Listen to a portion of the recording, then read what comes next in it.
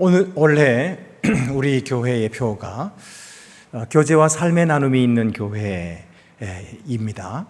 그리고 우리가 연초부터 시작해서 지금까지 한 해 동안 열심히 서로 교제하고 또 소그룹을 이루고 섬기는 일을 열심히 해왔습니다.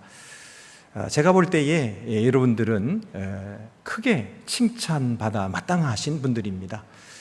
그리고 제가 지금 설교를 시리즈로 하고 있는데 이것이 하나님 앞에서 큰 축제가 돼야 되고 또 하나님께서도 우리를 기뻐하실 것입니다. 그러므로 이 말씀을 통해서 이미 우리가 그런 공동체가 되었고 또 그런 교회가 되었지만 앞으로 더 교제하고 또 더 삶을 나누는 그런 교회가 되도록 힘써야 할 것입니다. 우리는 서로를 필요로 합니다. 그런데 현대인들은 혼자 있고 싶어 합니다. 혼밥이라는 말, 혼술이라는 말 들어보셨죠? 혼자 밥 먹고 술도 혼자 마시는 그런 시대가 되었습니다. 가정도 홀로 사는 독신 가정이 많이 늘어났습니다. 2020년 조사된 여가부 통계에 따르면 우리나라 전체 가구 중에서 1인 가구가 차지하는 비율이 30.4%로 5년 전보다 9.1%나 상승했다고 합니다. 상당히 많은 숫자지요. 이제는 10개 가정 중에서 3개 가정은 근 3분의 1은 혼자 사는 독신 가구가 되었다는 뜻이에요. 그리고 이것이 계속해서 늘어가고 있는 추세다 하는 것입니다. 제발 날 내버려 두세요. 나 혼자서도 잘 할 수 있어요. 혼자 있고 싶어요. 이렇게 말하는 것이 잘못된 것이 아니고 또 이렇게 요구하는 것이 틀린 것도 아닙니다. 사람은 독립적인 존재로 지어졌기 때문이고 독립적인 사고를 하고 독립적으로 판단하고 독립적으로 선택할 수 있는 권리도 있기 때문입니다. 그래서 나는 굳이 다른 사람의 도움이 필요 없습니다. 혼자서도 이것저것 할 것 다 하고 잘 살아가고 있습니다. 이렇게 말을 하면서 이렇게 살아가는 것, 그것이 오늘날 지적으로나 경제적으로나 지위에 있어서 강한 사람처럼 그렇게 보이기도 하는 것이 사실입니다. 그런데 그렇게 혼자만 살아가게 되면 외롭습니다. 고독하고 쓸쓸합니다. 인생이 아무 재미도 없습니다. 그리고 그냥 고독한 정도가 아니고 이 고독은 매우 고통스럽습니다. 그래서 혼자만 살다 보면 너무 그것이 고통스러운 나머지 죽고 싶은 생각이 들 정도입니다. 여러분, 왜 그럴까요? 사람은 혼자 살도록 창조되지 않았기 때문입니다. 사람은 더불어 같이 살도록 지어졌습니다. 무인도에서 살 수 있는 사람은 없어요. 누군가 곁에 함께 있어 줄 때에 사람이 사는 재미가 나는 거죠. 서로 사랑하고 서로 돕고 서로 대화하며 관계를 맺을 때에 비로소 그를 통해서 내가 누군가 하는 것을 알게 되고 내가 살아있음을 확인하게 되는 것입니다. 그래서 심리학자들은 사람의 속에는 두 가지가 공존한다 그래요. aloneness, togetherness, 이 두 가지가 공존한다고 말합니다. aloneness라고 하는 것은 혼자 있고 싶어 하는 마음이에요. 혼자 있고 싶어, 혼자 생각도 하고 싶고 또 내 생각을 정리도 하고 싶고 그럴 때 남들에게 방해받지 않고 또 남들에게 휘둘리지 않기 위해서 혼자 있고 싶은 마음이 드는 거죠. 이것이 aloneness입니다. 그런데 혼자 있으면 너무 외롭거든요. 그래서 혼자 있으면 또 다른 사람과 같이 만나고 싶고 함께 하고 싶은 생각이 듭니다. 이것이 togetherness예요. 또 같이 하다 보면 그러면 또 다른 사람이 자꾸 나에게 간섭하는 게 싫어서 그래서 또 혼자 있고 싶어지는 거죠. 그러니까 이 언론니스와 투게더니스는 함께 공존하는데 그것이 이쪽으로 갔다가 저쪽으로 갔다가 이게 어느 정도 균형이 맞춰지고 그렇게 살아가야 한다. 심리학자들은 그렇게 말합니다. 그러니까 독립적인 존재로서 남에게 종속되지 않고 자유하기 위해서 혼자 있어야 하고, 또한 동시에 남을 사랑하기 위하여, 친밀감을 얻기 위하여 함께 있어야 한다. 이렇게 말합니다. 그러면 우리가 함께 더 친교할 수 있는 길이 있을까요? 첫째로 우리는 서로를 필요로 한다는 사실을 인정해야 됩니다. 그러면 친교가 없던 사람도 친교할 수 있게 되는 것이죠. 로마서 12장 5절에 이와 같이 우리 많은 사람이 그리스도 안에서 한 몸이 되어 서로 지체가 되었느니라. 우리가 서로 지체가 되었다는 말은 서로를 필요로 한다는 뜻이에요. 우리가 한 몸이 되었다는 말은 서로가 서로에게 도움을 주고 받는 이런 서로를 필요로 하는 존재가 되었다, 그런 뜻입니다. 서울시 영등포구의 한 원룸에서 혼자 살던 60대 남성 김모 씨가 지난 7월에 숨진 채로 발견되었습니다. 김 씨는 기초생활보장 수급자였고 가족과의 왕래도 뜸한 것으로 알려졌습니다. 그의 방 안에서 발견된 것은 생전에 사용되던 물품들과 쓰레기들이 막 뒤엉켜서 어지럽게 널려져 있었고요. 특히 한여름인데도 냉장고도 하나 없이 생전에 이 컵라면과 일회용 간편식으로 끼니를 때운 흔적이 그대로 남아 있었다고 합니다. 게다가 방 한쪽 편에는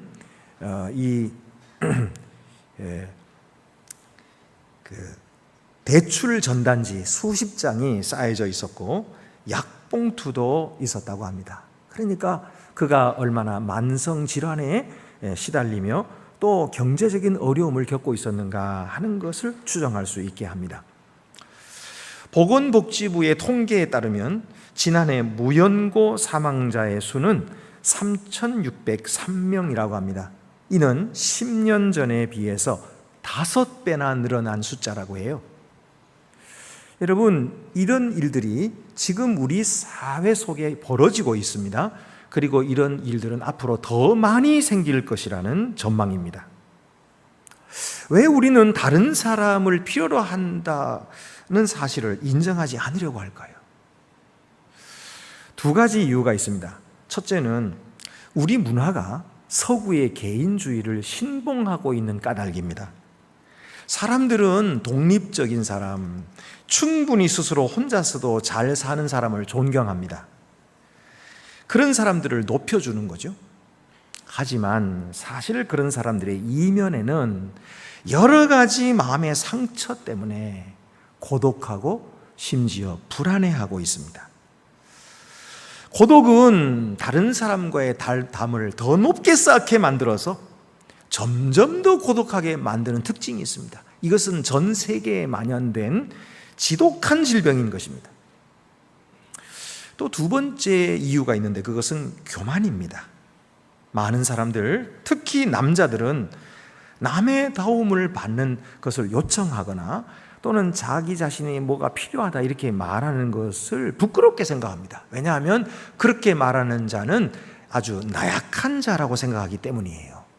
그래서 내가 그렇게 나약하게 되는 것은 자존심 상하기 때문에 절대로 다른 사람에게 도움을 요청하거나 내가 이런 것을 필요로 한다고 말하지 않지요. 하지만 다른 사람을 필요로 한다는 사실은 절대로 수치가 아닙니다. 그건 부끄러움이 아닙니다. 하나님이 그렇게 만드셨어요. 하나님은 자기의 자녀들이 서로를 의지하며 살도록 만드셨습니다. 우리는 관계 속에 살도록 만들어진 것입니다. 혼자 사는 것이 하나님의 뜻이 아닙니다. 여러분, 하나님께서 천지를 창조하시고 에덴 동산을 만드셨을 때 그 에덴 동산은 얼마나 완벽한 환경이었는지 몰라요. 아주 살기 좋고 편안한 그런 완벽한 환경이었음에도 불구하고 하나님은 거기서 뭐라고 말씀하셨냐 하면 사람이 독처하는 것이 좋지 못하다 이렇게 말씀하셨어요. 그런 완벽한 환경 속에서도 다른 사람을 필요로 한다면 오늘날처럼 죄악이 관영하고 그리고 불의가 가득한 이 세상 속에서 살아갈 때에 다른 사람 도움 없이, 공동체 없이 살아갈 수가 있을까요? 그것은 있을 수 없습니다. 여러분, 하나님은 고독을 미워하십니다. 이 말은 모든 사람이 다 결혼해야 된다는 말이 아닙니다. 모든 영혼이 영적인 가족을 가져야 한다는 말씀이에요. 이 때문에 하나님은 교회를 주신 것입니다. 하나님이 우리를 구원하시고 우리를 하나님의 가족의 양자로 삼으실 때에 우리의 인생을 다른 인생들과 함께 엮이도록 만드셨어요. 우리 인생은 우리 홀로 살도록 만들지 않으시고 다른 인생과 우리의 인생이 서로 꼬이고 엮여서 그렇게 살아가도록 하셨다는 것입니다. 우리가 구원받을 때 우리는 믿는 자가 될 뿐만 아니라 속한 자가 된 거예요. 소속된 자가 된 거예요. 하나님의 가족으로 소속된 자가 된 거예요. 고린도전서 12장 27절에 너희는 그리스도의 몸이요 지체의 각 부분이라.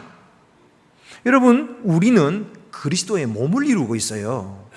우리 각자가 다 그리스도의 몸을 이루는 지체들이라는 거예요. 여러분, 이 지체들이 서로 연결될 때에 몸이 이루어지는 것이지 따로 떨어져 있으면 이 몸을 이룰 수가 없는 것과 마찬가지예요. 그래서 우리 지체는 서로를 필요로 하는 것입니다. 그리고 서로를 의존하고 그리고 서로를 도와주고 살아가게 되어 있는 거죠. 생각해 보십시오. 귀가 손을 들어 말한 말이 너는 정말 못생기고 쓸모가 없어. 그러니까 당장 나가버려. 그렇게 하면 되겠습니까? 그런 귀나 그런 손이 있나요? 머리가 발들어 말하기를 너는 냄새가 나니까 나는 너를 꼴 보기 싫어. 너는 나가 죽어버려. 그렇게 말할 수가 있나요?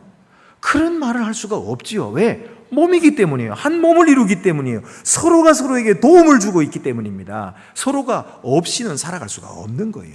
그래서 여러분, 우리가 서로 지체가 되었다라고 말할 때에 우리는 함께 살도록 되어졌다, 그런 뜻이에요. 하나님께서는 우리가 영적으로 생존하도록 하기 위해서 교회의 교제권에 연결시켜 주신 거예요. 그래서 우리는 교회와 관계를 맺고 형제와 관계를 맺으며 그러면 우리가 영적으로 생존할 수가 있게 되는 것입니다. 더욱이 우리는 소그룹에 소속되어야 됩니다. 그래야 사랑을 주기도 하고 사랑을 받기도 하는 거죠. 소그룹에 소속되어 있어야 우리가 섬겨주기도 하고 또 다른 사람으로부터 섬김을 받기도 하는 거예요. 배운 것을 나누어 주기도 하고 또 다른 사람으로부터 배우기도 할 수 있는 것은 그것은 소그룹이 있을 때 가능한 것이지 군중 속에서는 이룰 수가 없는 것입니다. 그래서 여러분, 우리는 서로를 겸손하게 필요로 할 줄 알아야 됩니다. 당신이 필요합니다. 형제가 필요합니다. 저에게는 당신이 소중합니다.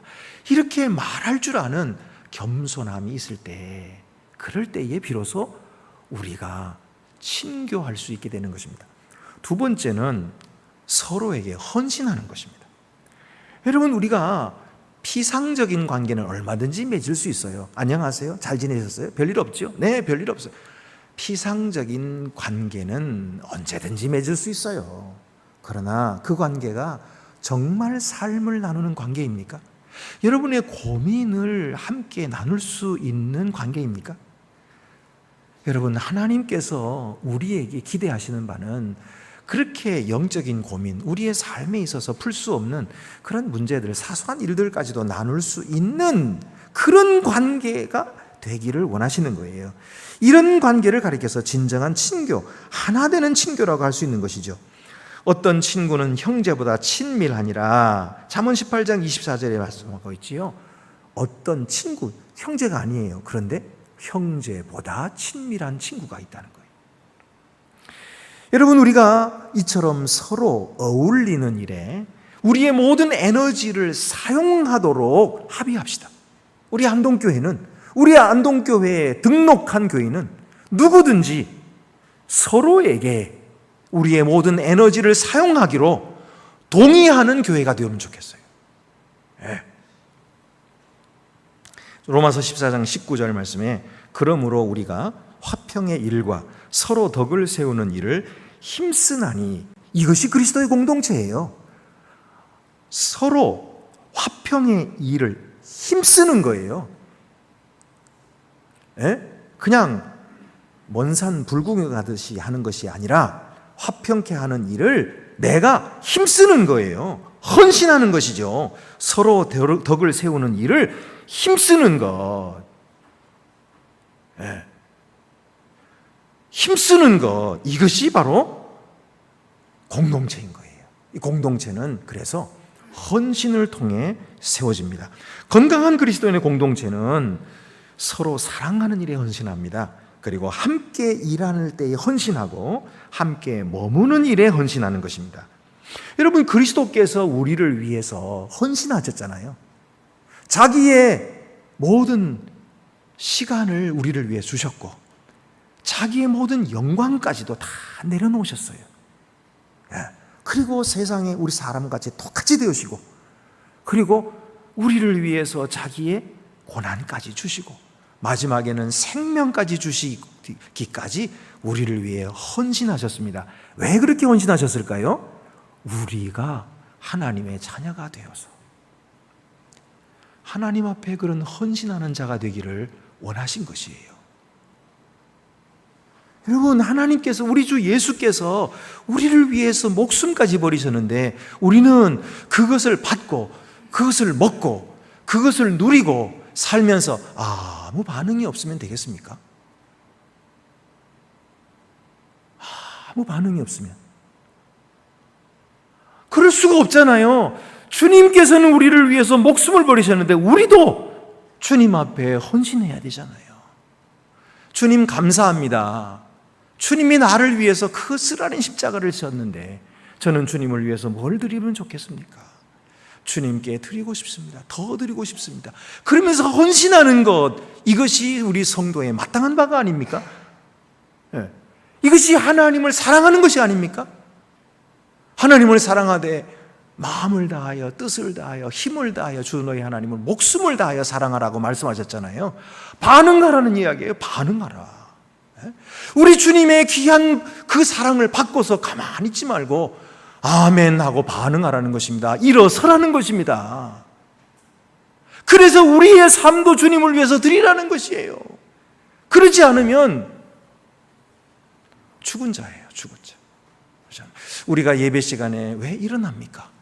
그것은 주님께서 우리를 부르시기 때문이에요. 죽었던 우리를 부르시며 살려내시잖아요. 그래서 우리가 주님 앞에 다 함께 일어서는 거예요. 여러분, 괜히 예배 시간에 일어났다 앉았다 하는 것이 아니에요. 주님의 부르심에 응답하는 거예요. 그래서 일어서는 것이죠. 앉기도 하는 것이죠. 주님께서 우리를 평안케 하시니까 앉는 거예요. 또 주님께서 우리를 부르시기 때문에 일어서는 거예요. 예, 주님, 제가 여기 있습니다. 이것이 예배 아닙니까? 이것이 성도 아닙니까?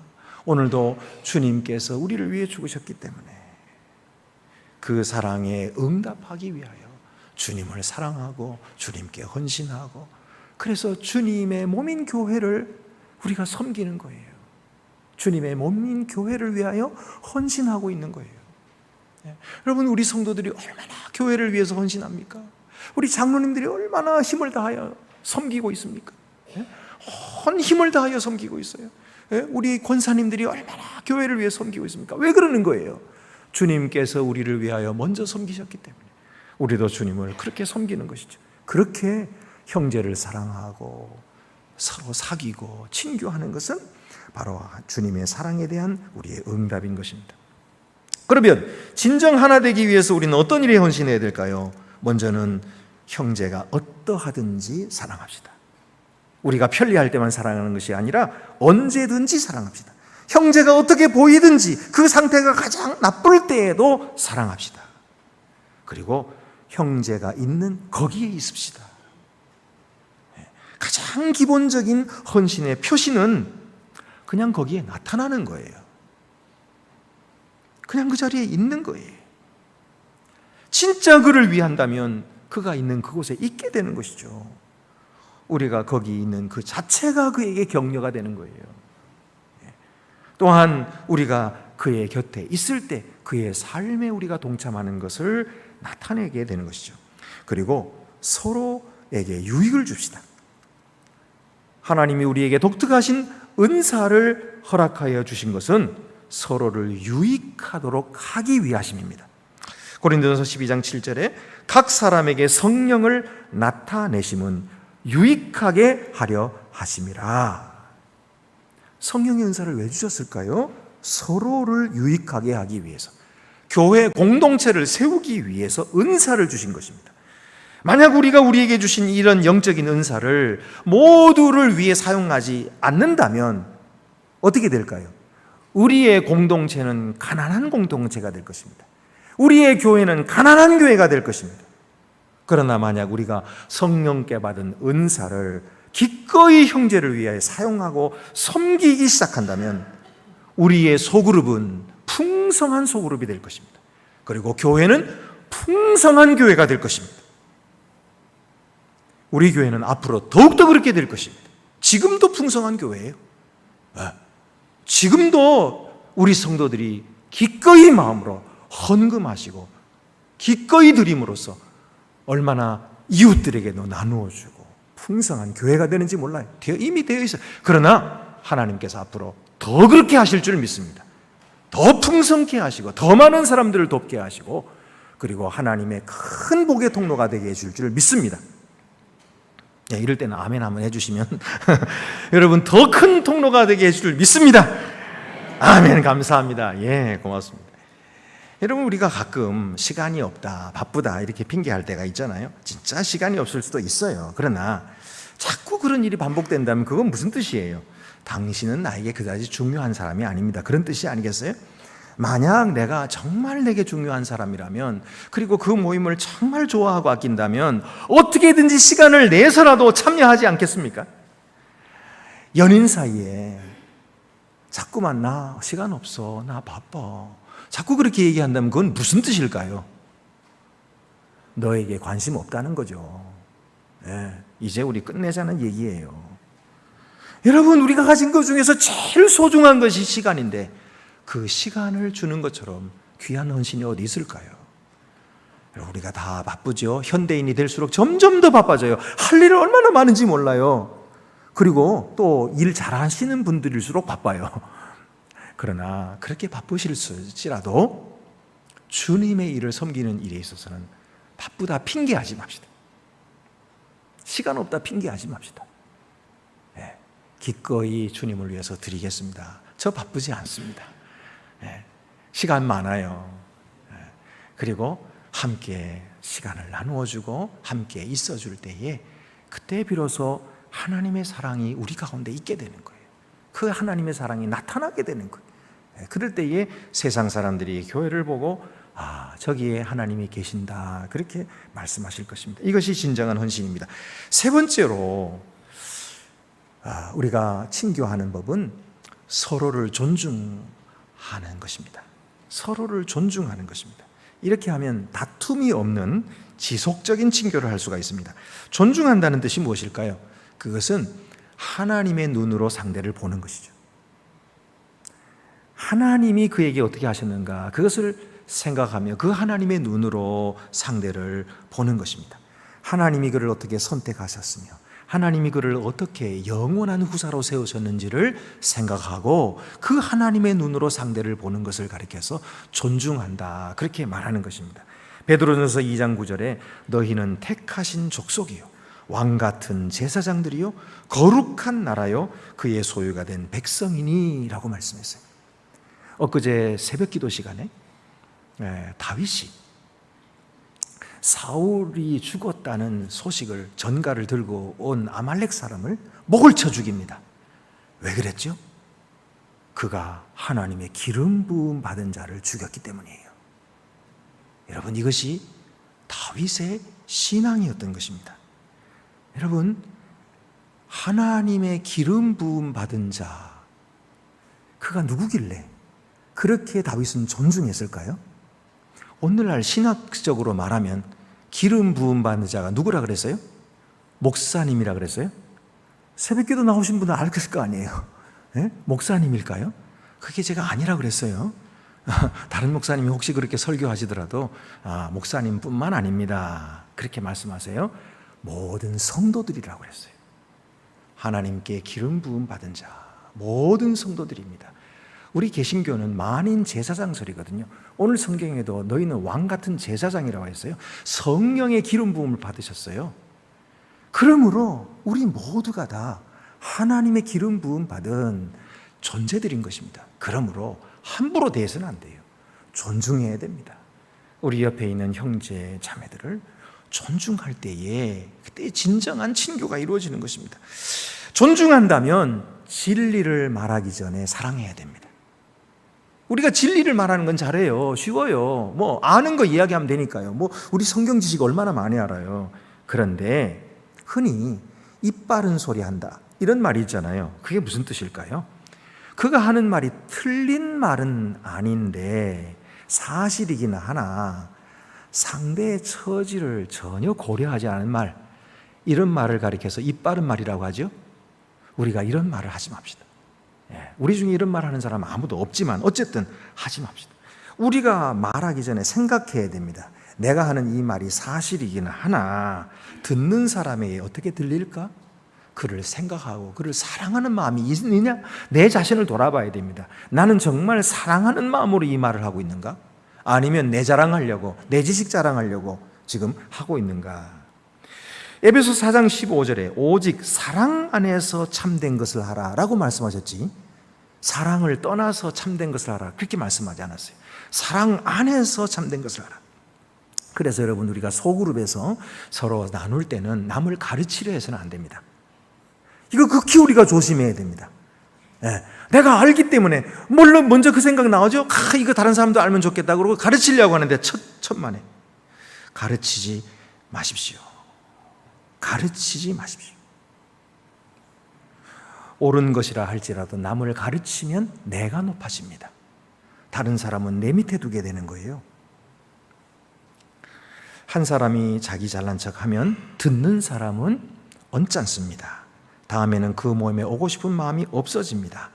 여러분, 성경이 말하는 것은 남을 나보다 낫게 여기라.